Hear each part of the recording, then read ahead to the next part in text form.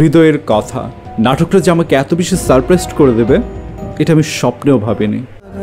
এটা সবসময় তোমার কাছে রাখবা, মনে হবে আমি সবসময় তোমার পাশেই আছি। স্পেশালি যারা টিনেজার, যারা আনমেরিড, যারা ভাবছেন এবার একটা প্রেম না করলেই নয়, প্রেম করার জন্য ডেসপারেট, তাদেরকে এই নাটকটা একটা জোরে সোরে ঝাঁকুনি দেবে।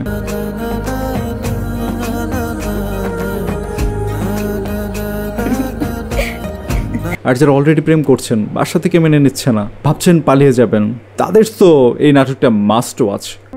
পুরুষ মানুষ ভালোবাসতে জানে, ভালোবাসার জান নিতে জানে না। Hey guys, this is Shojib Khan. Welcome to my another video.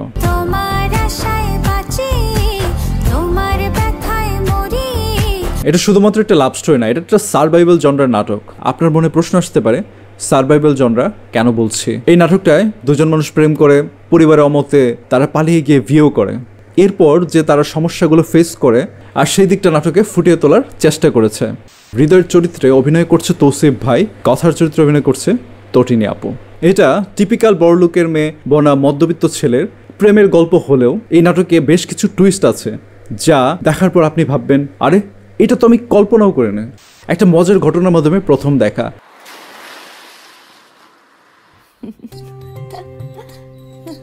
ছেলেটা মেয়েটার হাসি দেখে ক্রাশ খায়।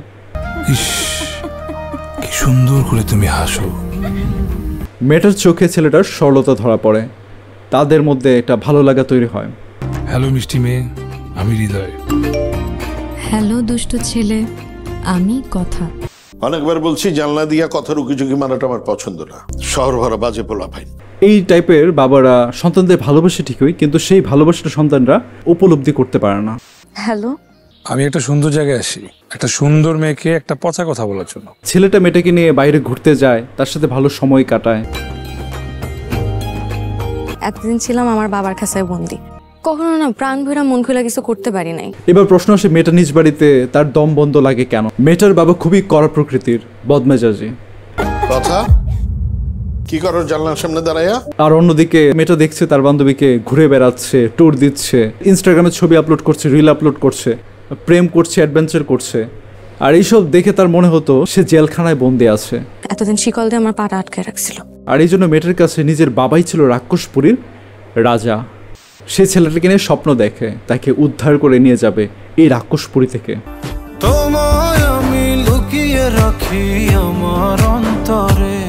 আর এভাবে কথা মেয়েটা হৃদয়ের প্রেমে পড়ে যায়। আর যখন আপনি কারো প্রেমে পড়বেন, তাকে নিয়ে একটা কল্পনার জগৎ তৈরি করে ফেলবেন। মানুষটার ক্যারেক্টার, আচরণ সবকিছু আপনি আপনার মতো করে কল্পনা করতে থাকবেন।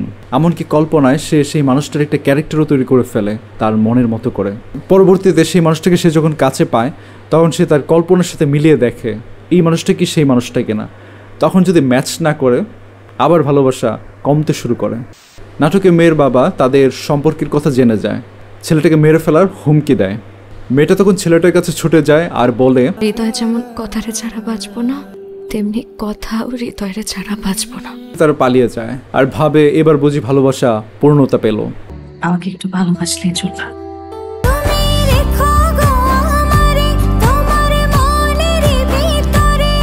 কিন্তু ভুল তো ভুলেই, ভালোবাসা অনেক সময় মেডিসিনের মতো সাইড এফেক্ট হয়। মেয়েটা ছিল উচ্চবিত্ত ফ্যামিলির, কোনো কিছু চাওয়ার আগেই পেয়ে যেত। কিন্তু এখন এমন একটা জায়গায় এসে পড়েছে, এত অভাবের মধ্যে পড়েছে, যেখানে বিছানা নেই, থাকার ভালো কোনো জায়গা নেই, খাবার নেই, সময় কাটানোর জন্য কোনো টেলিভিশন পর্যন্ত নাই। পাশের পাশে গিয়ে দেখে তারা মাংস দিয়ে ভাত খাচ্ছে, অথচ মেয়েটার কপালে জোলো জোটে না। আমাদের অভাব কবে শেষ হবে? আমার ভালো লাগে না। কথায় আছে অভাবের সংসারে ভালোবাসা জালনা দিয়ে পালায়। তেমনইভাবে মেয়েটার ভালোবাসা ধীরে ধীরে গায়েব হতে শুরু করে। মেয়েটার মনে পড়ে তার বাবার সেই রাগের পেছনের ভালোবাসার কথা, তার মায়ের রান্নার কথা, ফ্যামিলির সাথে তার কাটানোর সময়, সেই মুহূর্তগুলোর কথা। কিন্তু এখন আর ফেরার রাস্তা নাই। ছেলেটার ক্ষেত্রেও সেম ঘটনাটা ঘটেছে।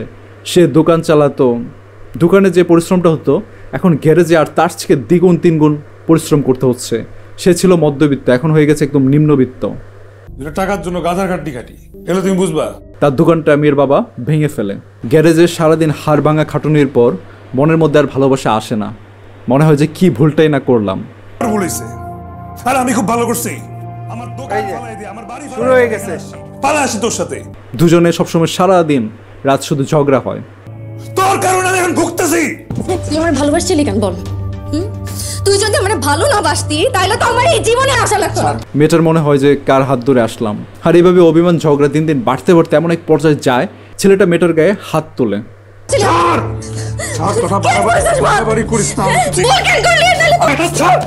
আর সেই মারাই শেষ প্যারেক। মেয়েটা রাগে বাপের বাড়ি চলে যায়। এরপর আসলে তাদের জীবনে কি ঘটেছিল, ওরা কি একসাথে মিলেছিল আবার, নাকি তাদের করুণ পরিণতি ডেকে এনেছিল, সেটা বুঝতে হলে বা জানতে হলে আপনাকে এই হৃদয়ের কথা নাটকটা দেখে ফেলতে হবে। তো সবাই ভালো থাকবেন, সুস্থ থাকবেন, দেখা হচ্ছে খুব তাড়াতাড়ি নতুন ভিডিওতে।